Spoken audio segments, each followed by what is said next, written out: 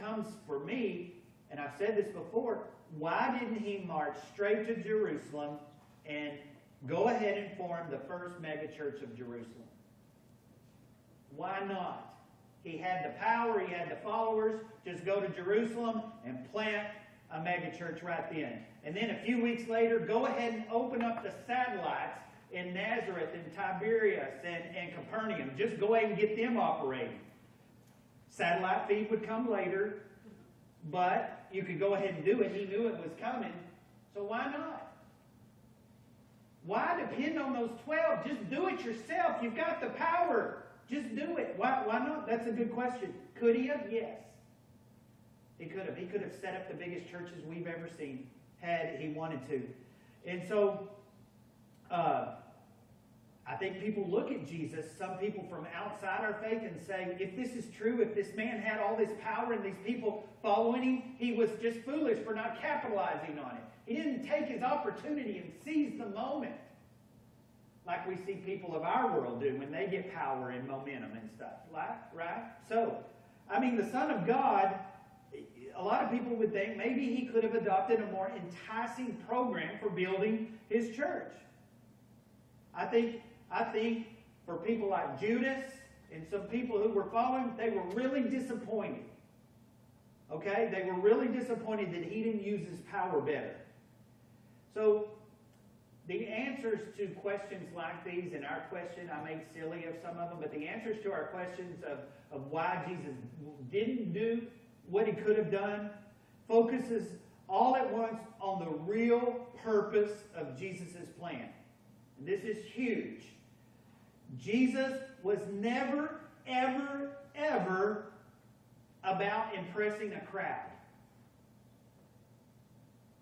He was about shepherding a kingdom. Some of you will say, I saw that on Facebook this week. I had one of those moments when along about Tuesday or Wednesday when I put that on Facebook. And I did. I put it on our church. Jesus was never about impressing a crowd. He was always about shepherding a kingdom. And so what it meant was he was going to need people to lead. He knew where he was going. He knew what he had to do. We're going to celebrate that resurrection in a couple of weeks, but he knew what was coming in 3 years from the beginning of his ministry. He needed people that could lead. He needed people that one day could lead multitudes of people. Because he knew multitudes were coming to know him. But he needed people who were going to be able to lead them. And so, what good would it have been to have an objective where you simply arouse a mass of people? Just simply get a mass of people moving in one direction if they weren't going to have any follow-up in Jesus' way. Okay, you see, so it's beginning to make sense. It had been demonstrated and will be demonstrated by Jesus over and over in his ministry that he could manipulate a crowd easily. Right?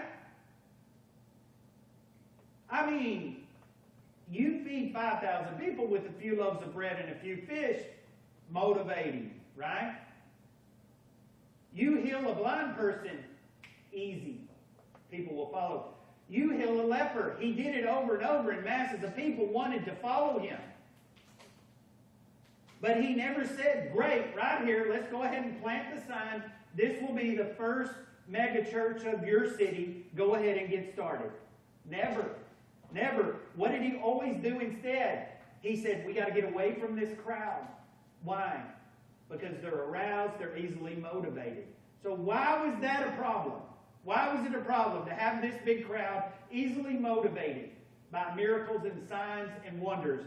Why was that a problem? Because just as quickly as Jesus did it, he could be out of town the next day, and some fake teacher walks in the next day, performs a miracle, and does something, and now what? They're motivated and disillusioned by a false teacher. Jesus knew that would happen. He knew that would happen. He knew because he saw the blind leaders of Israel leading the people in his day. There wasn't even a lot. You know, that's probably what's kind of incredible is it doesn't appear there were a lot of religious leaders it's not a great number of people, but they completely dominated the people's minds. Okay? And you know what? You can't blame it on the masses either. A lot of people blame it on the masses. What was their motivation? I mean, they were seeking truth, right? They were seeking and excited by Jesus, so their motivations weren't completely wrong. But, unless Jesus' converts, and he knew this, were given competent people to lead them and to protect them and keep them in the truth, he knew they would fall away to confusion very quickly.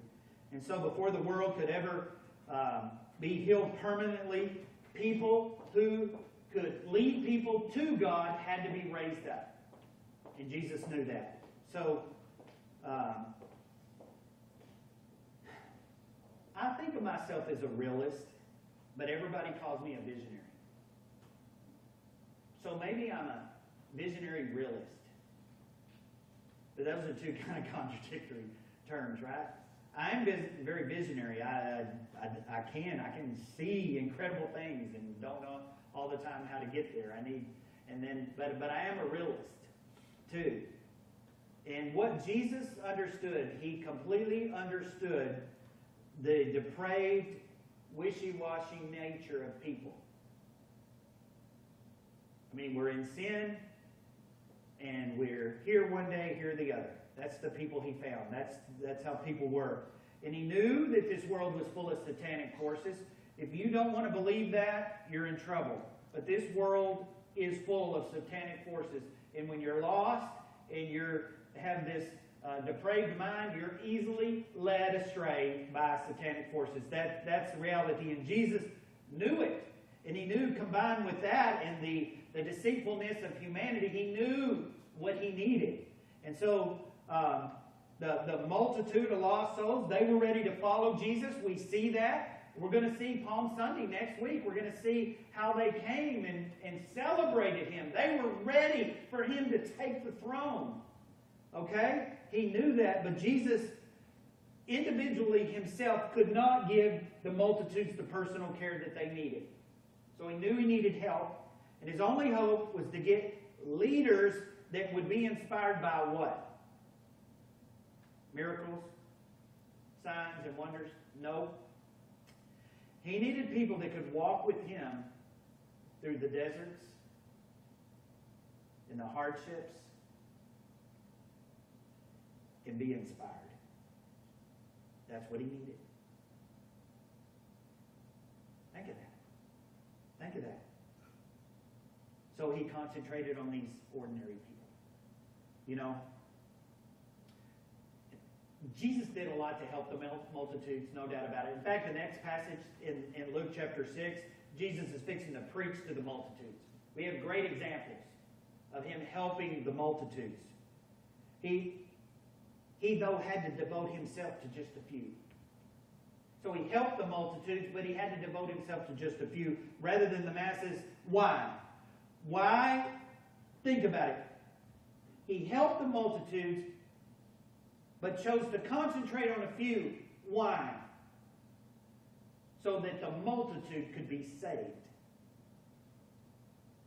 And that, by modern standards, makes no sense. But it's the way of Jesus. And I'm telling you, he had a plan. It's the genius of his strategy. It is absolutely genius. So let me say it backwards as a strategy. Concentrate on a few that you can save many. Concentrate on a few so that you can save many. Billy Graham said it at the very end of his life. If I had to do it all over again, I think it would have been better if I'd have just concentrated on 12. Greatest pastor I've ever seen in my life said, if I had to do it all over again, I'd just cancel all of those meetings and find me 12 good men to pour my life into. Wow. 12 at a time, did he say? 12 in a lifetime. How many men and you ladies, how many men or how many women are you pouring yourself into right this moment? How many? Don't raise your hand or tell me. Because most people probably couldn't even say one. I'm not talking about doing a Bible study. I'm talking about pouring your life into walking along through life together so that they may see your life and be inspired by it. So, here's the thing, and I'll finish with this, and we're going to take the Lord's Supper. I look at Paul later. Okay? See, I don't think Judas was ever really one of the 12. I think it was Paul. Whoever that Matthias guy they picked the straws for and stuff, we'll meet him one day in heaven, but I don't think he was really going to be the 12. I think Paul was, and y'all know that about me. So I think Paul was really the 12. But you look at Paul. Paul went around, and he did preach to great crowds, right? But he was always looking, and it seems to me always kind of the son, the person who might be like a son to him. And he found a few of those, right? You know who those guys are? Timothy. Even the one he didn't like in the beginning, Mark. He figured out Mark's a good guy. But he took these guys under their wing. So I think we need to be like Paul, winning and training those who really kind of already are in a responsible position. These were men who already knew the Bible, right? Who were already leaders, but he took them and he inspired them to be part of leadership. But do we always have those people ready to go? Walking straight out of Bible college, ready to go, right? We don't have enough of those, do we? No. So if we can't begin at the top, so to speak, and some would say we don't want the one straight out of Bible school, but I'm joking. But let's then begin with a few. And that's where I'm heading. That's where I'm heading in this. Let's begin with a few, train a few of the lowly, and make them great. You know, we have to remember this. Because we get caught up on prestige a lot, and we're enamored by it. You don't have to have any prestige in this world to be used in the kingdom. None. Anyone who is willing to follow Jesus can become mighty and can become influential.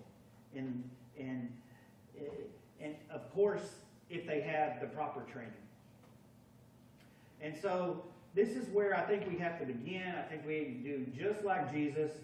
The problem most people in the church have with it, and I hear it, it's too slow.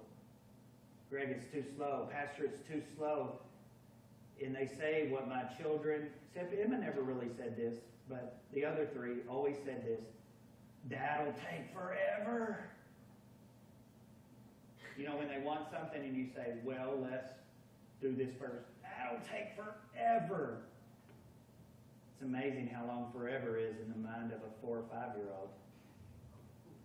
Like it's having to eat dinner before you open your Christmas presents. That's forever.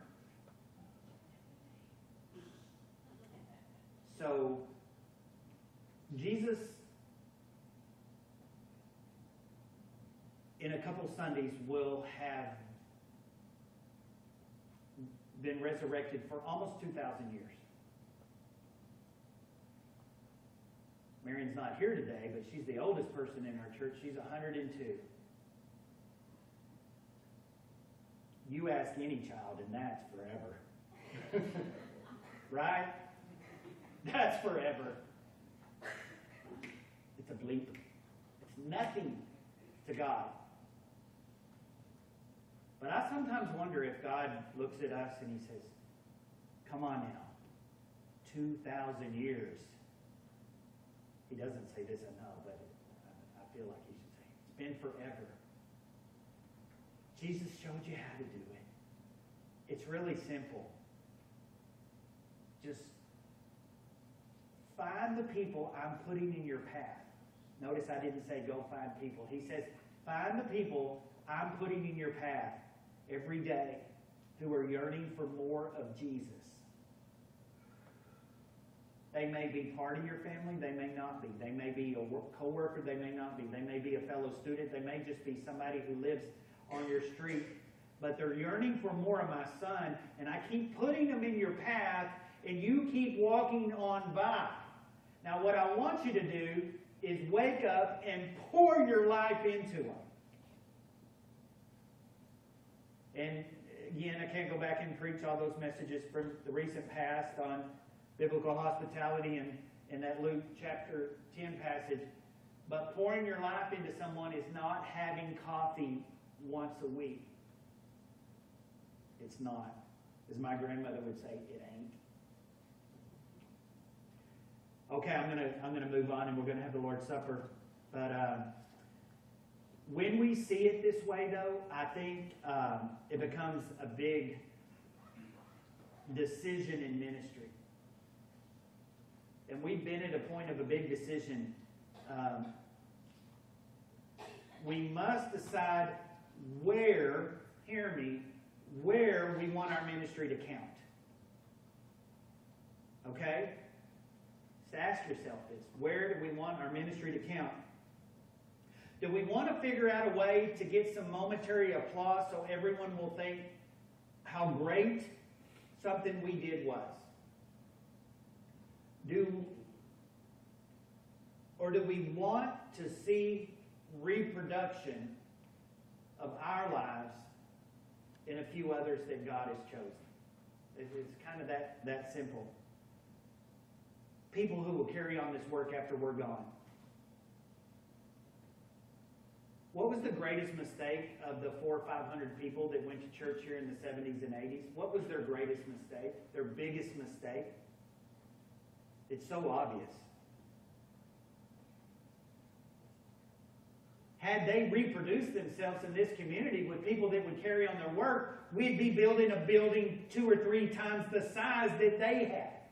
But instead, we need 1/5 of the size that they had because they didn't reproduce themselves. God bless them, and God bless the other 100 churches in Dallas that are just like us in our association. Just like us. So that's what we've got to be about. That's the plan. Finding people who will carry on the work. I'll just leave you with this. It's really quite simple. Which generation are you living for? Which generation? Are you living for this one or an eternal one? It's that simple. It's that simple. Amen? Well, I feel like I beat up on you the last few minutes. Didn't mean to. Really would just like to get you more excited about this, and I think I will. So let me pray, and then we're going to take the Lord's Supper. And I almost forgot. I don't know how. I thought last Sunday was the first Sunday for some reason, but it was the last day of the month. So I didn't bake the bread this morning. Michael baked the bread for us this morning. So, Father, thank you for this time and this place. Thank you for bringing us here together. Thank you for our friends that are visiting and new to our community, Joshua and Brittany and their little baby Jude. Just thank you for bringing them into our life for a few minutes today. And we've been blessed by having them there. Father, go with us as we take this meal. May it be a reminder of what Jesus did for us, what we celebrate in a couple short weeks. In your precious name, amen.